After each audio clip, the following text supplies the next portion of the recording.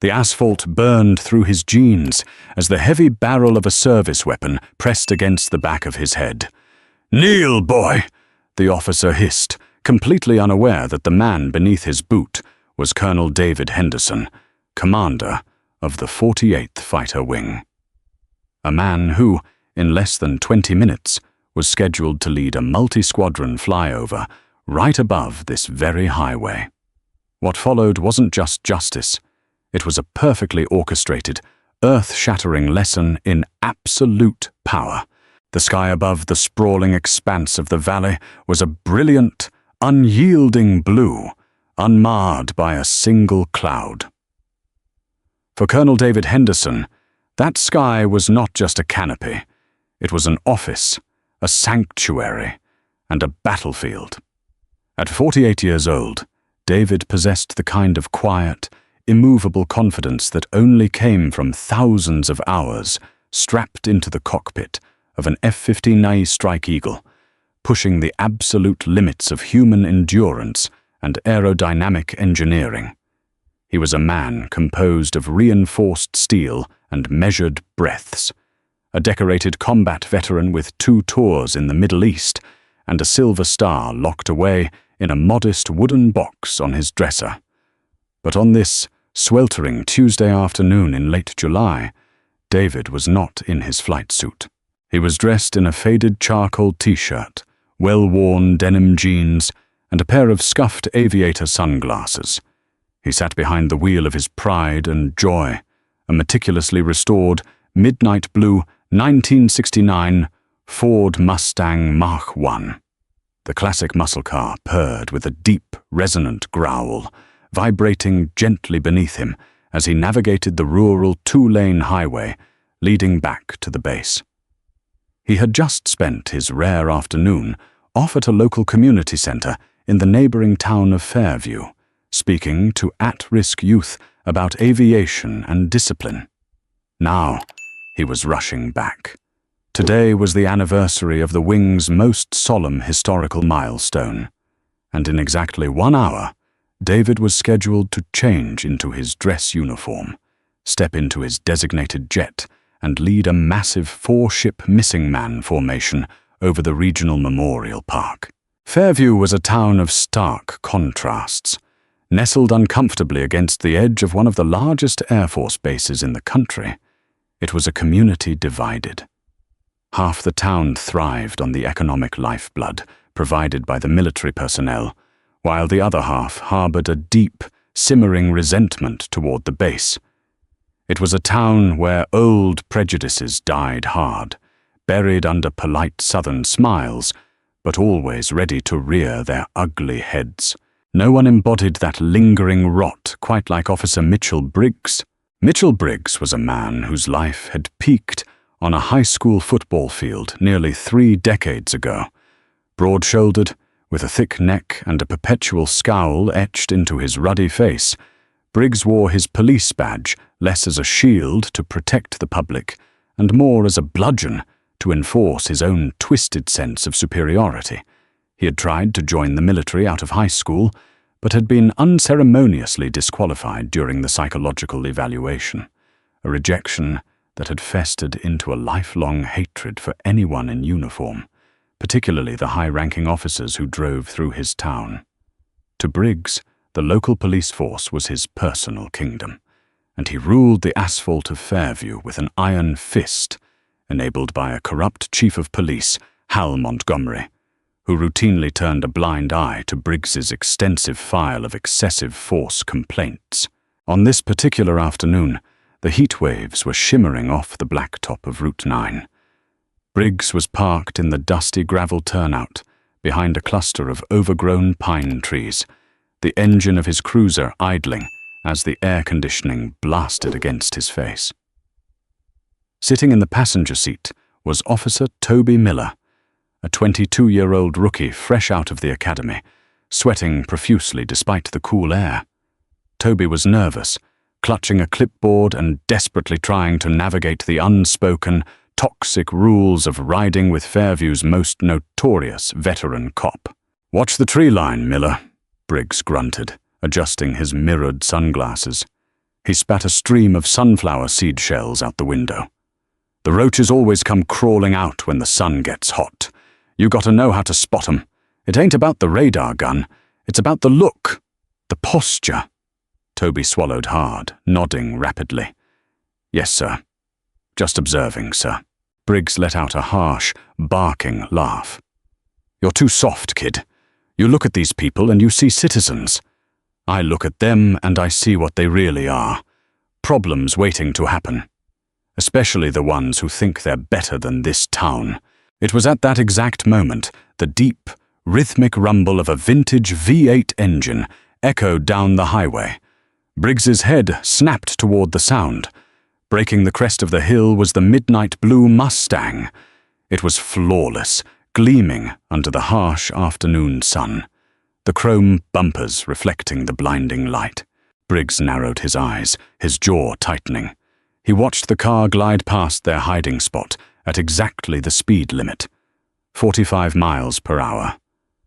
But it wasn't the car that made Briggs's blood boil. It was the driver. Through the clear, untinted driver's side window, Briggs saw a black man gripping the wood-rimmed steering wheel. The man looked relaxed, confident, utterly unbothered by the world. He didn't slow down defensively.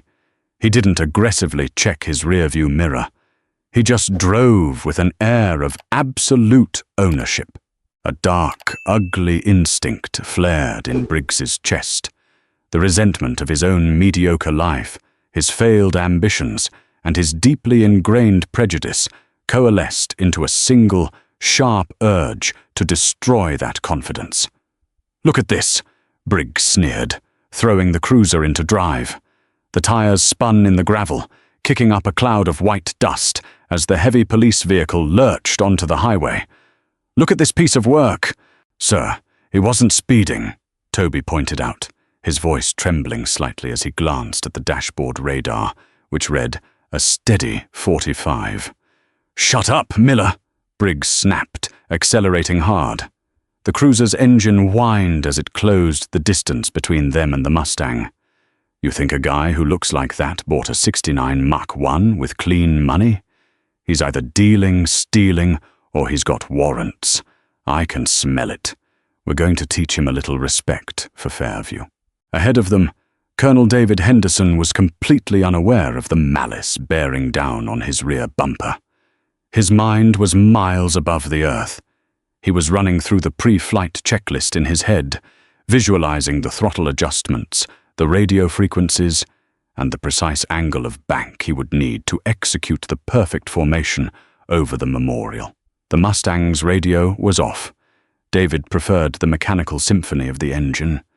He reached out, adjusting the air vent, glancing at his Rolex. 13:45. He had plenty of time.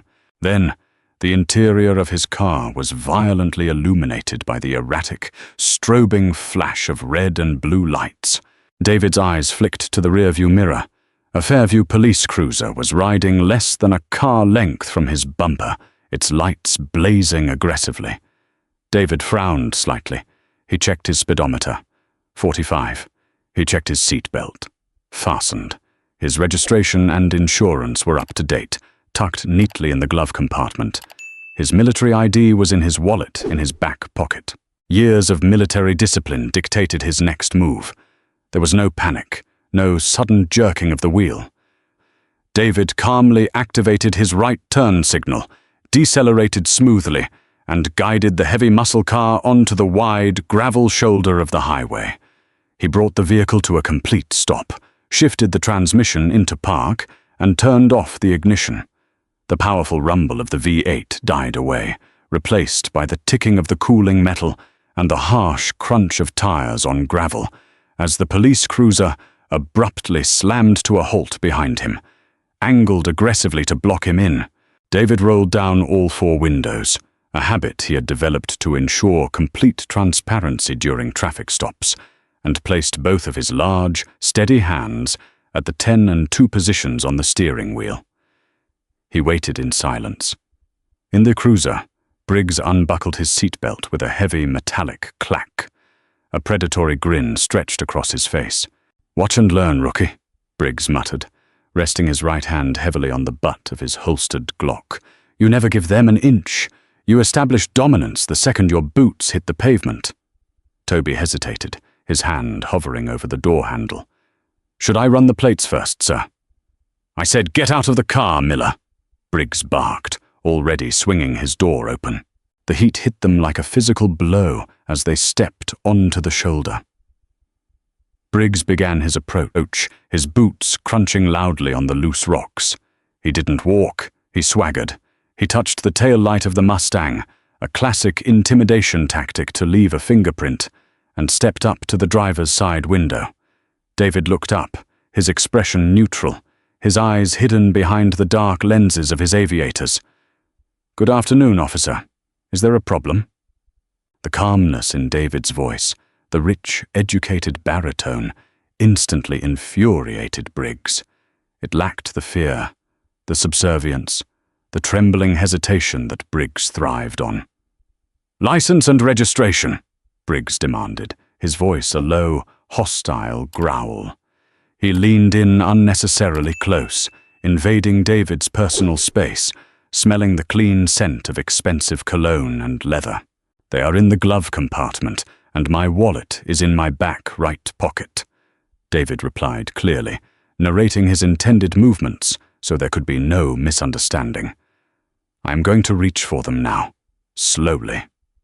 "I didn't ask for a commentary, boy," Briggs spat, deliberately letting the derogatory word hang in the thick, humid air. "Just hand them over, and take those damn sunglasses off when you're speaking to a law enforcement officer." David's jaw tightened imperceptibly. The word boy struck a deep, ancestral nerve, a reminder of the ugly reality that, uniform or not, there were still men who only saw the color of his skin. But David Henderson had faced down anti-aircraft fire over hostile territory. He was not about to lose his composure to a small-town bully with a badge. He slowly reached up with his left hand, removed the aviators, and folded them neatly onto the dashboard, revealing eyes that were sharp, intelligent, and unyieldingly cold. Then, moving with deliberate slowness, he retrieved his paperwork and his wallet. As David pulled his license free, his silver Department of Defense commander's identification card became visible. It was a high-level clearance card, completely distinct from standard issue. He handed his driver's license, registration, and insurance card out the window. Briggs snatched the papers, his eyes immediately darting to the name. David Henderson. "Henderson," Briggs muttered, scanning the paperwork. He looked at the pristine interior of the car, looking for any excuse. A stray bottle, a suspicious wrapper. Nothing. The car was immaculate. "Whose car is this? You steal it from his dealership?"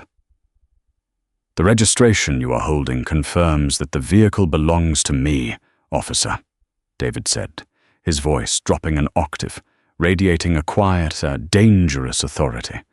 "Now, if you could inform me why I was pulled over. I am on a very tight schedule." "You're on a tight schedule?" Briggs laughed mockingly, looking back at Toby, who was standing nervously by the passenger side. "Did you hear that, Miller? The boy is on a tight schedule. Well, guess what? Your schedule belongs to me now." Briggs leaned closer, his face inches from David's. "You crossed the solid yellow line back there, swerving. Looks to me like you might be under the influence." It was a blatant, fabricated lie. David had driven the road 1,000 times. His driving was as precise as his flying. "I did not cross the line, officer, and I have had nothing to drink," David said evenly. "I am heading back to the base. If you run my name, you will see."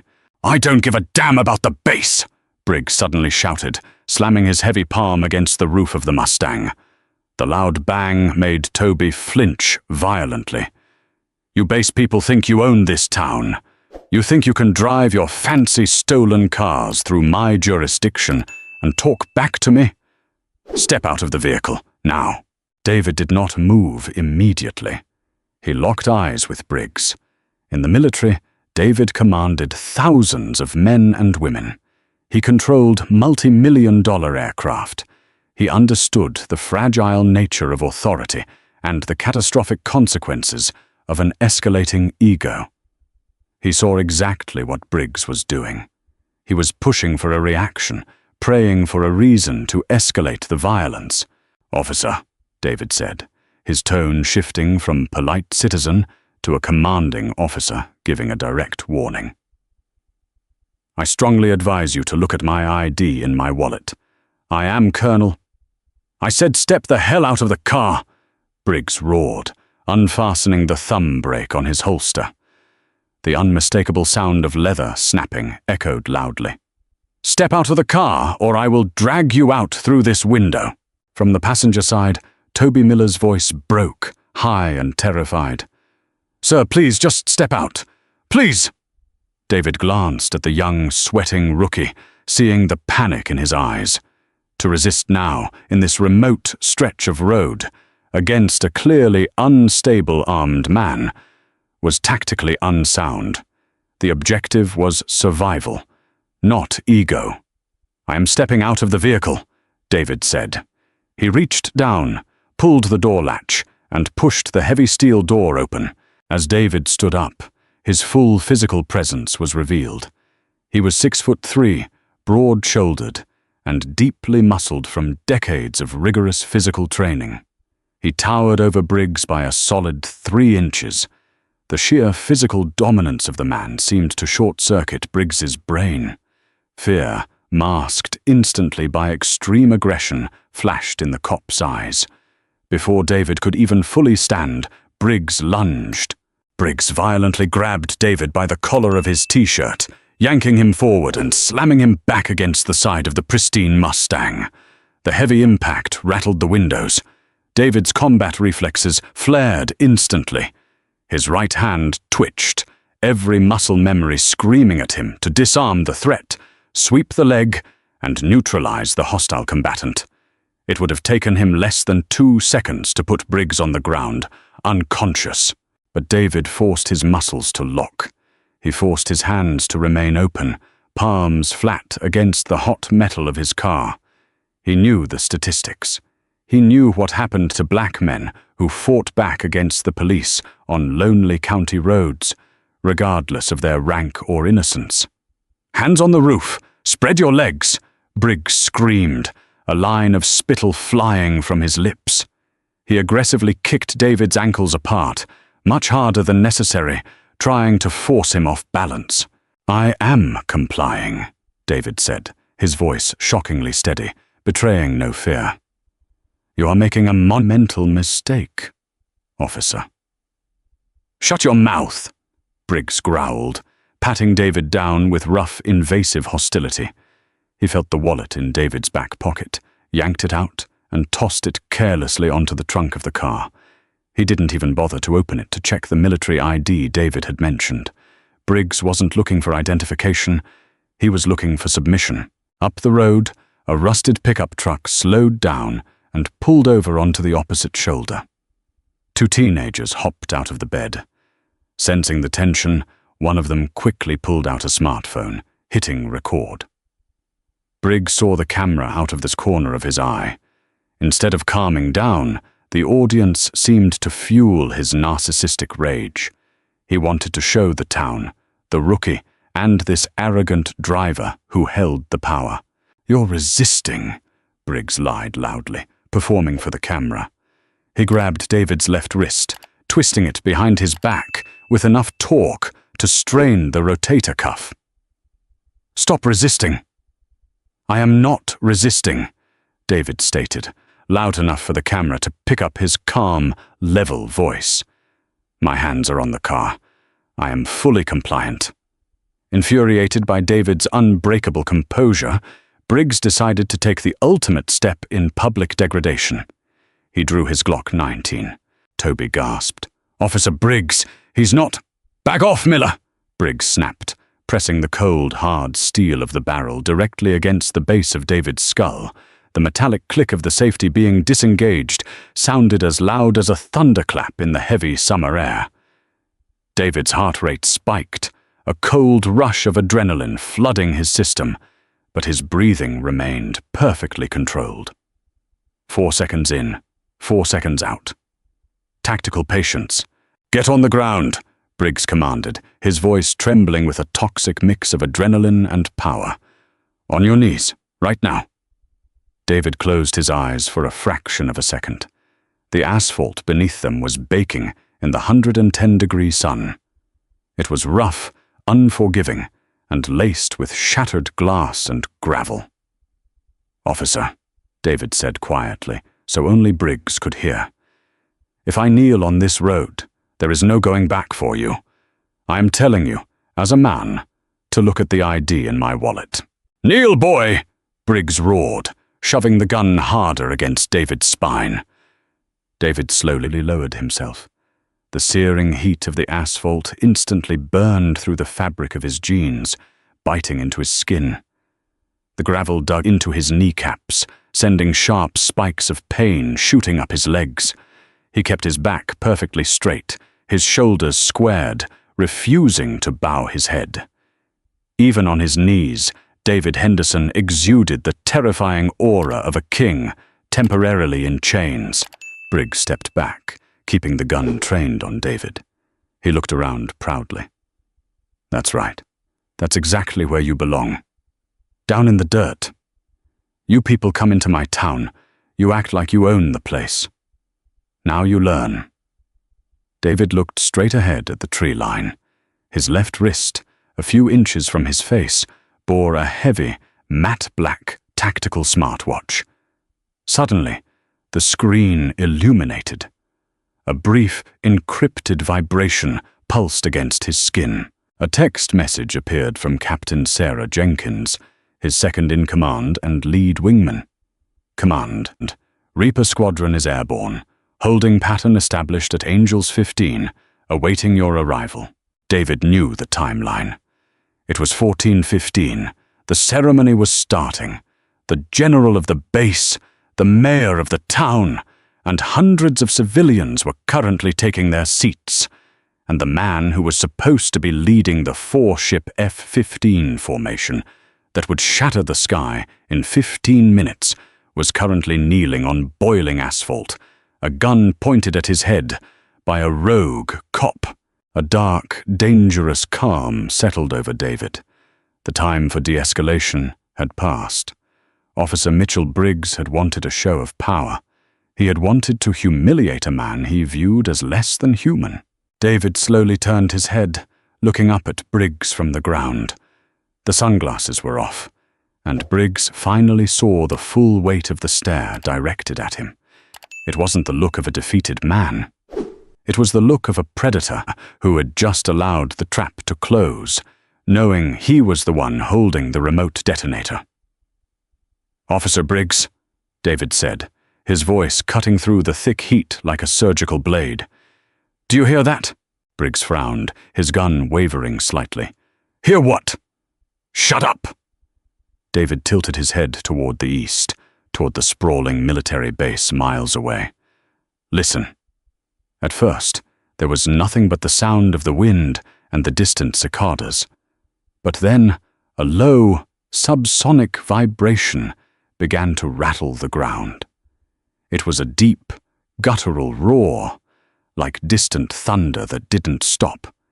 It was the sound of 40,000 pounds of thrust tearing through the atmosphere. "That," David said softly, a grim, terrifying smile touching the corners of his mouth, "is the sound of my men." 10,000 feet above the sprawling, sun-baked landscape of Fairview, Captain Sarah Jenkins was living in a world of high-octane mathematics and suppressed anxiety. Call sign Valkyrie, she was a combat-hardened pilot and the designated flight lead for Reaper Squadron's second element.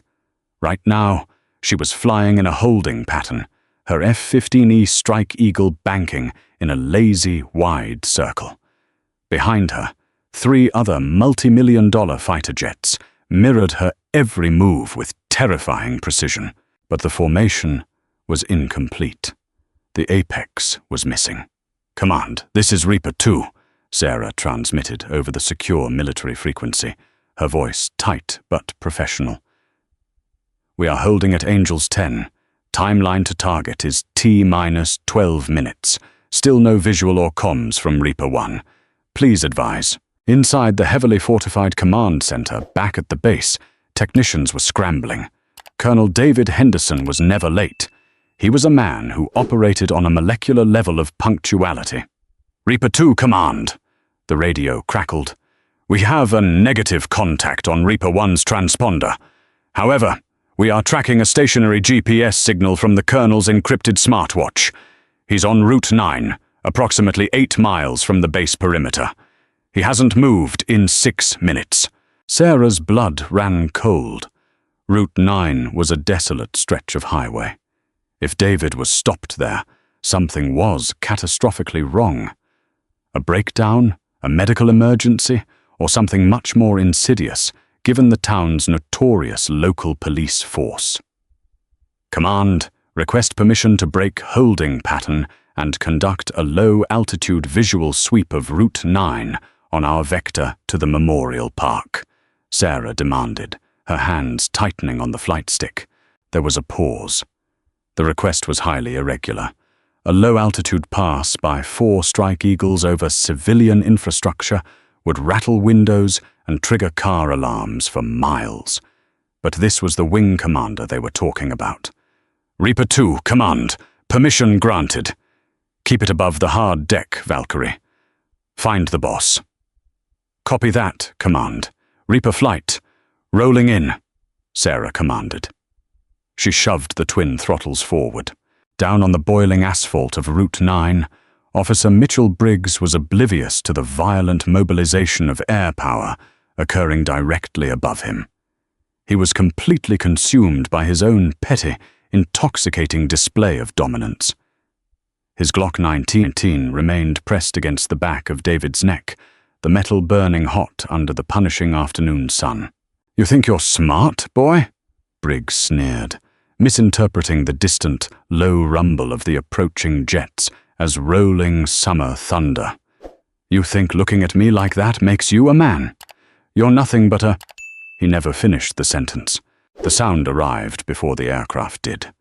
It didn't just fill the air, it compressed the atmosphere, stealing the breath from Briggs's lungs. It was a physical, concussive wave of acoustic violence that vibrated through the soles of his boots and rattled his teeth in his skull. The cicadas instantly went silent. "What the hell?" Toby Miller yelled, dropping his clipboard and clapping both hands over his ears, his knees buckling under the sheer, oppressive weight of the noise. Suddenly the sky tore open. 4 F-15E Strike Eagles, flying in a tight diamond formation at barely 1,000 feet above the tree line, screamed directly over the highway. The twin afterburners of the massive jets left streaks of compressed, scorching air in their wake. The noise was apocalyptic, a deafening, bone-shaking roar that sounded like the sky itself was being ripped apart by metallic claws. The physical shockwave hit the ground a microsecond later. The heavy pine branches along the highway whipped violently. The cruiser's suspension bounced. The pristine windows of David's Mustang rattled so hard they threatened to shatter. Briggs gasped, his entire body flinching in pure, involuntary terror. He stumbled backward, his equilibrium completely shattered by the sonic assault. His finger slipped dangerously close to the trigger of his weapon as he flailed, his eyes wide, looking up at the grey underbellies of the terrifying war machines disappearing over the horizon. Through the entire apocalyptic event, Colonel David Henderson had not moved a single muscle. He remained on his knees, his back perfectly straight, his hands resting on his thighs. He hadn't flinched. He hadn't blinked. He merely stared straight ahead into the tree line, a portrait of unbreakable discipline amidst absolute chaos. "Jesus Christ!" Briggs panted, his chest heaving, his gun now waving erratically. He looked at David, completely unnerved by the man's supernatural stillness. What is wrong with you? Did you know they were coming?" David finally turned his head, his dark eyes locking onto Briggs's panicked, sweat-drenched face. "They are looking for me, officer," David said softly, his voice echoing in the sudden, ringing silence left behind by the jets. "And now, they have found me." Up in the cockpit of Reaper 2, Sarah Jenkins hit a button on her flight stick, capturing high-definition aerial reconnaissance footage of the scene below. Even at that speed, the advanced targeting pod on the F-15 painted a terrifyingly clear picture. "Command, Valkyrie," Sarah yelled into her mask, her voice shaking with unprecedented fury. "I have a visual on Reaper 1. He is out of his vehicle on Route 9. He is on his knees, and there is a Fairview police officer holding a firearm to his head. I repeat, a civilian police officer has a gun to the commander's head. Get the MPs out there right now." General Robert Hayes, commander of the United States Air Force Combat Command, stood rigid in his dress blues near the grandstand of the Fairview Memorial Park. The crowd was a sea of patriotic colors, murmuring in anticipation of the missing man formation flyover. Hayes was a towering figure, a man who possessed a reputation for being fiercely protective of his personnel. He checked his watch. 14:15. The jets should be overhead in exactly 3 minutes. His aide-de-camp, a young, frantic-looking major, suddenly sprinted up the grassy incline, completely ignoring protocol. He leaned in, his face pale, and whispered directly into the general's ear. "General Hayes, sir, we have a code red situation. Colonel Henderson is not airborne. He has been detained on Route 9 by a Fairview police officer. Aerial surveillance confirms the officer currently has a service weapon pressed against the colonel's head." For 3 terrifying seconds, General Hayes did not blink. The blood drained from his face, replaced by a dark, volcanic flush of unadulterated rage. "Mobilize the quick reaction force," Hayes commanded, his voice dropping to a dangerous, gravelly whisper. "I want heavily armed military police on that highway yesterday. I want state troopers. Call the governor if you have to. If that backwater cop pulls that trigger, I will personally raze this town to the ground."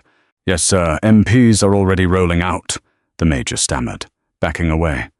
Hayes pulled a secure smartphone from his inner pocket and dialed a number he rarely used, but always kept on file.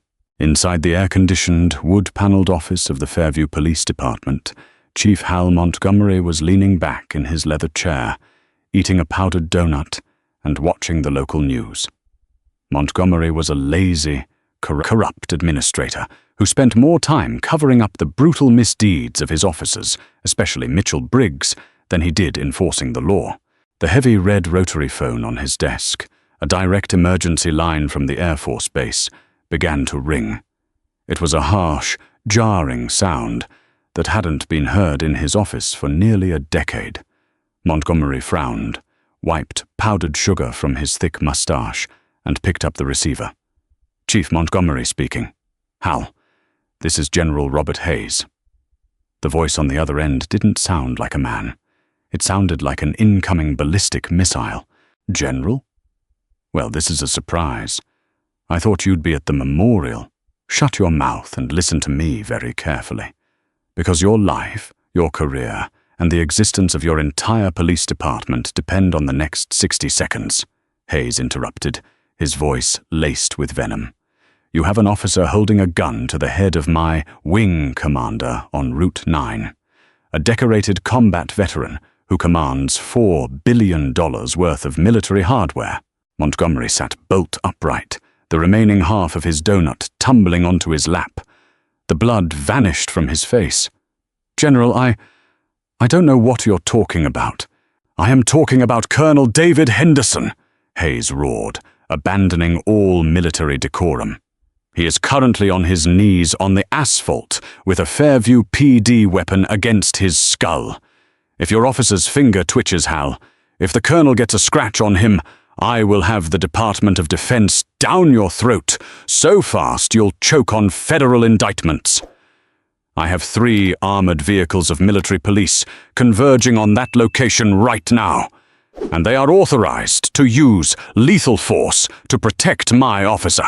"Oh my God," Montgomery breathed, his eyes darting to the dispatch log monitor on his desk. He saw the active stop. Officer Mitchell Briggs, Route 9, Code 6. It was Briggs. Of course it was Briggs. The man was a walking liability, a racist powder keg that Montgomery had ignored for years because Briggs brought in high-ticket quotas. But he had finally gone too far. He had pulled over the wrong man. "General, please call off the MPs. I'm going there right now. I will handle it," Montgomery pleaded, his voice cracking with sheer panic. "You have 4 minutes, Hal," Hayes said coldly. "If my MPs get there first, your officer is leaving in a body bag." The line went dead. Montgomery slammed the phone down, grabbed his radio, and sprinted out of his office, his heavy boots pounding against the linoleum. "Dispatch! This is the chief! Get me Briggs on the radio, now!" "Chief, Officer Briggs isn't responding." The dispatcher's voice crackled back, tinged with confusion. "I've been pinging him for 3 minutes. He's got his radio turned off." Montgomery burst through the double doors of the precinct, the oppressive summer heat hitting him like a wall. He threw himself into his unmarked cruiser, his hands trembling violently as he jammed the keys into the ignition.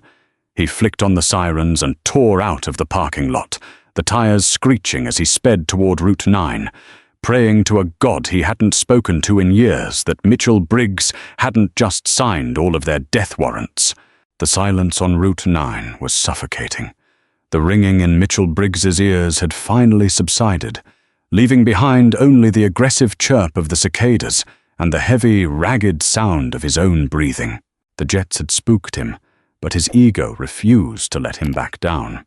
He was in too deep. The 2 teenagers across the highway were still recording, their phones held steady, capturing every agonizing second of the standoff. Briggs needed to end this on his terms. He needed to prove that he was the ultimate authority in Fairview. "All right, playtime is over," Briggs growled, taking a step back and keeping the Glock aimed at David's chest. With his free hand, he reached into his duty belt and pulled out a heavy pair of steel handcuffs. He tossed them onto the blistering asphalt next to David's knees. "Put 'em on. Fasten them behind your back. You're going to jail for resisting arrest, assaulting an officer, and whatever else I decide to write in the report." David looked at the handcuffs glinting in the sun. He looked up at Briggs, his expression one of profound, almost pitying calm. "I will not," David said softly. Briggs's face turned a violent shade of purple. He took a step forward, raising the gun. "I am giving you a lawful order. Put the damn cuffs on, boy, or I swear to God I will." He never got to finish his threat. From the north, the horizon suddenly erupted with a terrifying symphony of multi-ton engines and blaring sirens. Briggs whipped his head around. Tearing down the highway at over 100 miles per hour was a convoy straight out of a war zone. Leading the pack were 2 massive, heavily armored matte black SUVs belonging to the United States Air Force Security Forces. Flanking them were 3 dark blue state trooper cruisers, their light bars flashing blindingly against the afternoon sun. Toby Miller, the rookie, began to hyperventilate, pressing his back against the police cruiser. Briggs, what did you do?" "Shut up!" Briggs yelled, his confidence completely evaporating, replaced by a cold, sickening dread. He holstered his weapon, trying to make himself look less threatening, trying to regain control of a narrative that had just been nuked from orbit. The convoy didn't just pull over. They swarmed the scene. The vehicles screeched to a halt, boxing in Briggs's police cruiser from all sides. The doors of the armored SUVs flew open before the vehicles had even fully stopped. A dozen heavily armed military police officers poured out, clad in full tactical gear, Kevlar vests, and ballistic helmets. They didn't have standard-issue sidearms. They carried M4 carbines, and every single barrel was immediately leveled directly at Mitchell Briggs. "Hands in the air! Get your hands in the damn air right now!" roared a towering MP lieutenant, his voice booming over a megaphone. State troopers piled out of their vehicles, drawing their weapons and forming a secondary perimeter. Briggs froze, his hands trembling as he slowly raised them above his head. He looked around in absolute disbelief. "Whoa, whoa. Friendly. I'm a police officer. I have a hostile suspect here," he screamed, desperately pointing at David, who was still kneeling calmly by the Mustang. A screech of tires announced the arrival of Chief Hal Montgomery. His unmarked cruiser slammed onto the gravel shoulder, kicking up a massive cloud of dust. Montgomery practically fell out of the car, his uniform drenched in sweat, his face pale with terror. Briggs saw him and felt a surge of desperate hope. Chief, tell these guys to stand down. I was just making a routine stop on this." "Shut your damn mouth, Mitchell," Montgomery screamed, his voice cracking with unprecedented fury. He didn't walk toward Briggs. He sprinted, shoving past a state trooper. He grabbed Briggs by the collar of his uniform and violently slammed him against the side of his own cruiser. "Chief, what are you doing?" Briggs gasped, utterly bewildered. "You stupid, arrogant son of a bitch!" Montgomery spat, his face inches from Briggs's, practically frothing at the mouth. "Do you have any idea what you've done? Do you have any idea who that man is?" Briggs looked past Montgomery's shoulder.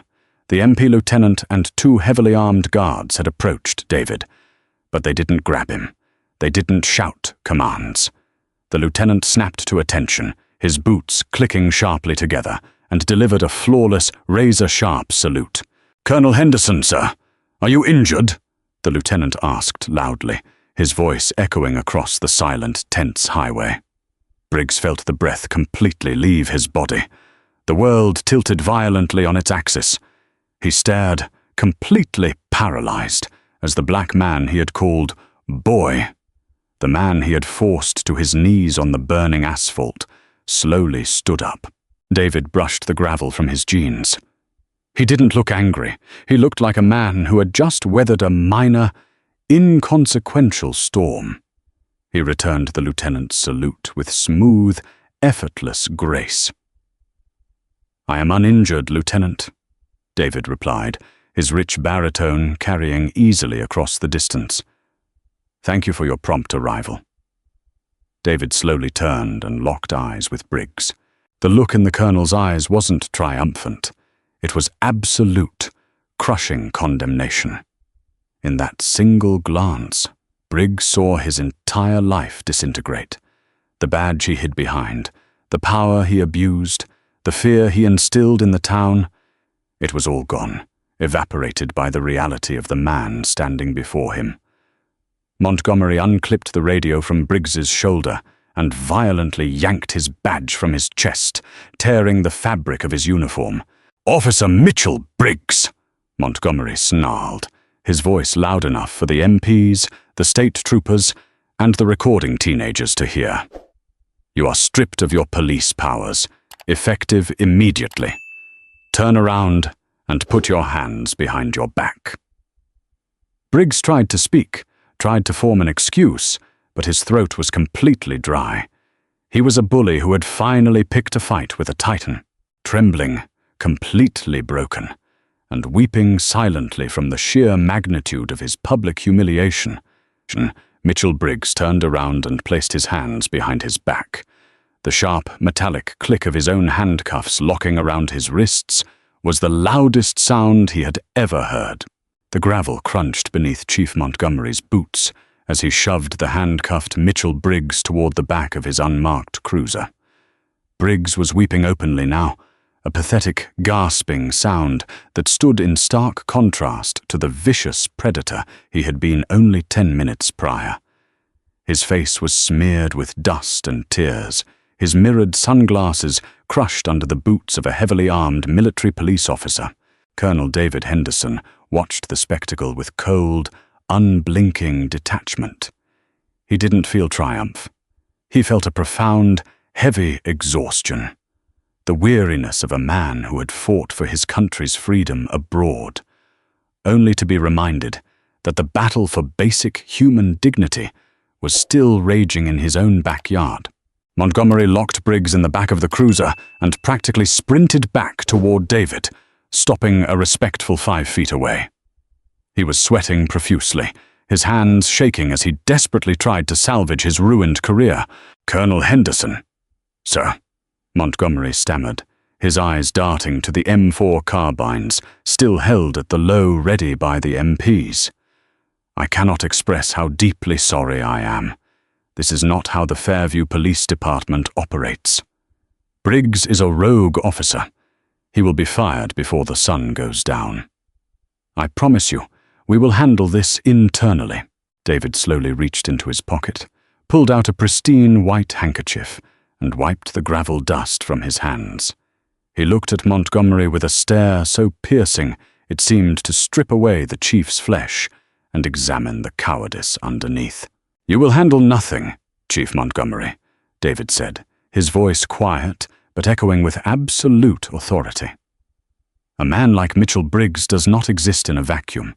He is the product of a culture that you allowed to fester. You knew who he was. You knew what he was doing to the citizens of this town. And you protected him because it was convenient." Montgomery opened his mouth to protest, but the words died in his throat. "The time for internal investigations is over," David continued. "By tonight, the Department of Justice will be dissecting your precinct down to the studs. I suggest you call your lawyer." David turned his attention to the young rookie, Toby Miller. Toby was pressed against the side of the cruiser, his face pale, his chest heaving with panic. He looked like a child who had just realized the monster under the bed was real. David walked slowly toward him. The MPs subtly shifted their formation, ensuring their commander was protected. Toby flinched as David approached, but David stopped a few feet away. "Officer Miller," David said softly. "Sir, I didn't want this," Toby choked out, tears welling in his eyes.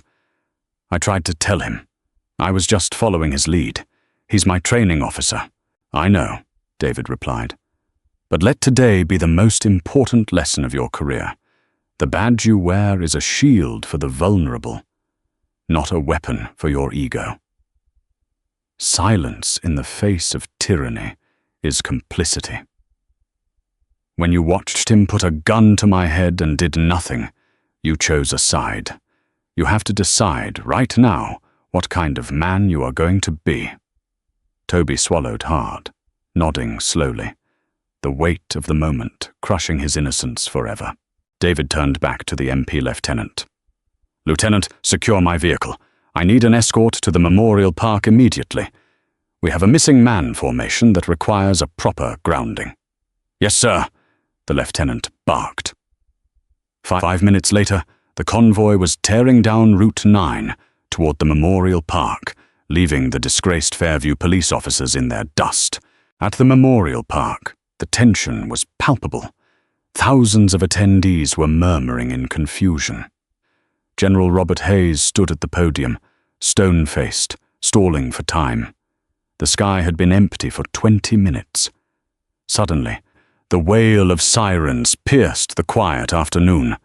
The crowd turned as the 2 armored Air Force SUVs and 3 state trooper cruisers breached the park's perimeter, driving directly onto the grass and stopping violently near the grandstand. The crowd gasped as heavily armed military police formed a protective corridor. From the back of the lead SUV stepped Colonel David Henderson.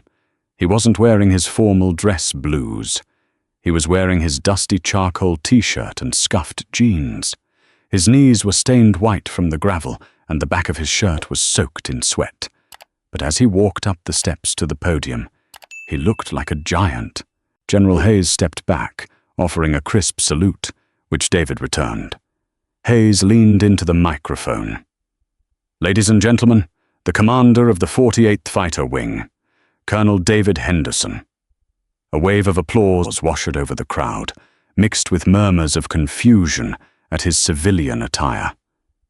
David stepped up to the microphone, gripping the edges of the wooden podium. He looked out over the sea of faces, military families, veterans, and the civilians of Fairview. 15 minutes ago, David began, his rich voice echoing across the park. I was scheduled to be in the cockpit of an F-15 Strike Eagle, leading a flyover to honor those who have given their lives for the freedoms of this nation. He paused, letting the silence settle over the crowd. Instead, I found myself on my knees on the asphalt of Route 9, with a loaded firearm pressed against my skull by a man sworn to protect and serve this very community, simply because of the color of my skin and the car I was driving.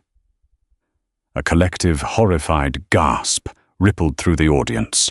"We stand here today to honor the missing man," David continued, his voice rising, carrying a profound, raw emotion. "The pilots who never came home. They died fighting tyranny abroad so that we could live in peace at home. But reminded me that the fight for freedom is not just fought in the skies over foreign lands. It is fought on the highways of our own hometowns. It is fought in our courtrooms, in our voting booths, and in the quiet courage of standing up to prejudice." David looked up at the sky. "I am not in that jet today, but my squadron is." He raised his hand and tapped his smartwatch. "Valkyrie, bring the thunder." Less than 30 seconds later, the ground began to shake. The crowd looked up as 4 F-15E Strike Eagles tore through the blue sky at an incredibly low altitude. As they passed directly over the memorial, the second jet in the formation, the one David was supposed to fly, suddenly pulled back hard on the stick, rocketing straight up into the stratosphere, leaving the formation incomplete. The missing man formation. It was a deafening, awe-inspiring display of power and sorrow. As the roar of the engines faded, there wasn't a dry eye in the park. Colonel David Henderson stood at the podium, unbroken, a living testament to the resilience of a man who refused to be shattered by hatred. Karma, when it arrives on the back of systemic justice, is neither swift nor quiet. It is a slow, methodical, and utterly devastating machine. Before the sun had even set on Fairview, the video taken by the 2 teenagers across the highway was uploaded to social media. It didn't just go viral, it ignited a national firestorm. By midnight, it was playing on a continuous loop on every major news network in the country. The visual was too shocking to ignore. A highly decorated black military commander, calm and composed, being held at gunpoint in the dirt by a raging, out-of-control local cop. The political pressure was immediate and crushing. The governor of the state deployed the State Bureau of Investigation to seize the Fairview Police Department by dawn. At 6 a.m. the following morning, Mitchell Briggs awoke in a holding cell at the county jail to the sound of heavy boots marching down the corridor. He looked up through the bars, expecting to see his union representative, or perhaps Chief Montgomery, coming to bail him out. Instead, he saw the navy blue windbreakers of the Federal Bureau of Investigation. Special Agent Thomas Reynolds, a no-nonsense veteran of the FBI's Civil Rights Division, stood before the cell bars holding a thick manila folder. "Mitchell Briggs," Reynolds said, his voice devoid of any sympathy. "You are being transferred into federal custody. You are being charged under Title 18, United States Code, Section 242, Deprivation of Rights under Color of Law. Because your actions involved the use of a deadly weapon, you are facing a maximum sentence of 10 years in federal prison for that charge alone." Briggs stumbled back, his knees giving out. He hit the concrete bench, his breath coming in short, panicked gasps. "Federal! No, you don't understand. I'm a police officer. It was a mistake. I thought he was a threat." "Save it for the judge," Reynolds replied coldly. "We seized your department's hard drives last night. We have the dashcam footage from your cruiser, and we have a sworn statement from your rookie partner, Toby Miller, detailing your unprovoked escalation and racial slurs." Briggs buried his face in his hands, sobbing uncontrollably. The kingdom he had ruled with an iron fist had collapsed overnight, burying him in the rubble. The fallout didn't stop with Briggs. The FBI raid uncovered a mountain of suppressed excessive force complaints, evidence tampering, and systemic corruption, facilitated by Chief Hal Montgomery. 2 weeks later, Montgomery was indicted by a federal grand jury for obstruction of justice and conspiracy to violate civil rights. He was stripped of his pension and faced his own lengthy prison sentence. The town of Fairview was irrevocably changed. The city council, facing massive federal lawsuits and intense public outrage, voted unanimously to disband the Fairview Police Department entirely.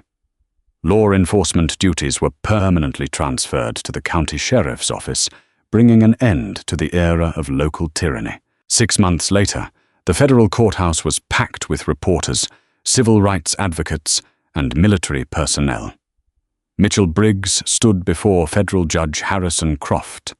Briggs had aged 10 years in 6 months. His hair had thinned, his broad shoulders were slumped, and the orange prison jumpsuit swallowed his once imposing frame. Colonel David Henderson sat in the front row of the gallery, dressed in his impeccable Class A dress blue uniform, his chest adorned with rows of colorful ribbons, including his silver star. He watched Briggs with the same calm, unyielding expression he had worn on the asphalt. "Mr. Briggs," Judge Croft said, his voice echoing through the heavy oak chamber. "Law enforcement officers are entrusted with the immense power of the state to protect the public. You weaponized that trust to feed your own prejudice and ego. You humiliated a man who has sacrificed more for this country than you could ever comprehend. You are a disgrace to the badge and a danger to society." The gavel came down with a sharp, final crack. "I sentence you to 180 months in federal prison without the possibility of early parole. 15 years. Briggs collapsed against the defense table, weeping as the U.S. Marshals hauled him away to his new reality. He was no longer a cop. He was a convicted felon, heading to a federal penitentiary where his former profession would make him a prime target. As the courtroom cleared out, David Henderson walked out into the bright afternoon sun. He took a deep breath of the crisp air. The system was broken, but today it had worked. Today, a bully had faced the terrifying consequences of his own arrogance. A few weeks later, the United States Air Force officially promoted David Henderson to the rank of Brigadier General. He continued to lead his men and women with the same quiet strength, unbreakable discipline, and profound dignity that he had shown on that lonely stretch of highway. He never bought another pair of mirrored aviators, and he continued to drive his midnight blue 1969 Mustang Mach 1 exactly at the speed limit. Because true power doesn't need to shout, it doesn't need to threaten, and it certainly doesn't need to put a gun to someone's head. True power knows exactly who it is, and it waits patiently for the absolute, perfect moment to strike. And that is how true power works, not with loud, arrogant threats in the dirt, but with a silent, calculated response from the sky. Officer Briggs thought he held the power that day, but he had no idea he was standing in the shadow of a giant. If this story of brutal karma, military precision, and ultimate justice got your blood pumping, hit that like button right now. Share this video with anyone who loves a flawless revenge story, and make sure to subscribe to the channel for more unbelievable real-life drama. You won't want to miss what we have coming next.